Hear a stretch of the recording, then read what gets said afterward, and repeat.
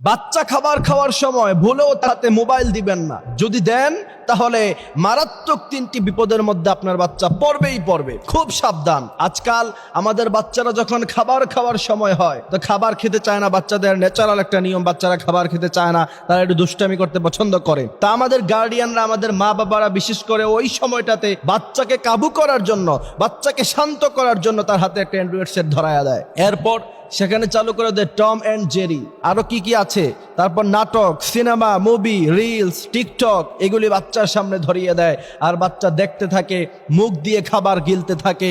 Medical science বলছে বাচ্চাকে খাবার খাওয়ানোর সময় যদি বাচ্চার হাতে আপনি মোবাইল ফোন দিয়ে তাকে শান্ত করে তারপরে যদি তাকে খাবার খাওয়ান, তাহলে তার লাইফে কিছু বিপদ ঘটবে। সেই বিপদ থেকে কেউ তাকে রক্ষা করতে পারবে না। এবার ডিসিশন আপনার। আপনি কি আপনার বাচ্চাকে সামান্য কিছু সময়ের জন্য শান্ত করতে গিয়ে আজীবনের জন্য তাকে অসুস্থ বানাবেন কিনা? মেডিকেল সায়েন্স বলছে প্রথম নাম্বার যে সমস্যার মধ্যে আপনার বাচ্চা পড়ে যাবে সেটা হচ্ছে তার ব্রেন গ্রোথ হবে না। ছোট বাচ্চা সে যখন দিন যত যায় তার ব্রেন তত বাড়তে থাকে, তার ব্রেনটা গ্রোথ হয়।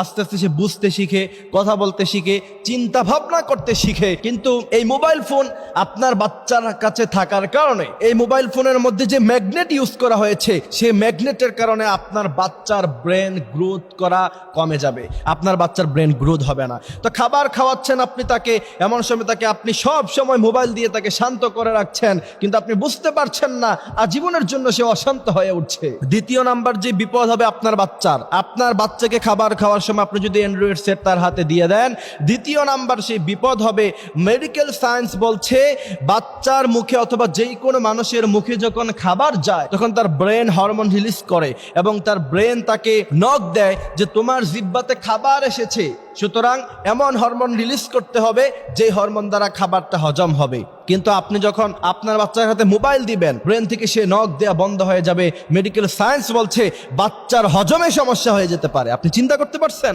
সাময়িক সময়ের জন্য আপনাকে শান্ত করতে গেছেন, কিন্তু সে আজীবনের জন্য অশান্ত হয়ে উঠবে। তৃতীয় নাম্বার হচ্ছে মোবাইল ফোনে কি ভালো ভালো কিছু দেখা যায়। ছোট বাচ্চাকে কি আপনি ওয়াজ দেখে শান্ত করাইতে পারবেন? সে তো, আপনি যদি এইচ.এম. জুবায়ের আহমদ সাহেবের একটা ওয়াজ লাগাই দিলেন যে ইউটিউব থেকে হুজুর কি তাফসীর করছে শোনো, সে কি বুঝবে? সে কি শুনবে? সে তো সেটা শুনবে না। সে কি করবে? সে টিকটকে ভিডিও দেখবে, নাচানাচি দেখবে, টম অ্যান্ড জেরি দেখবে, এরপরে খারাপ খারাপ জিনিসগুলি সে দেখবে। আর তার কারণে ছোট্টবেলায় যেই বাচ্চাকে তরবিয়ত দেওয়ার কথা ছিল আপনার, সেই জায়গা থেকে আপনি তার তরবিয়ত, আখলাক আপনি নিজের হাতে সেটা নষ্ট করছেন। আবার তার থেকে ভালো কিছু আপনি কি করে আশা করেন? এর জন্য খুব খেয়াল রাখতে হবে। আল্লাহ পাক আমাদেরকে এই কথাগুলি বোঝার, মানার তৌফিক তিনি দান করুক। আমিন।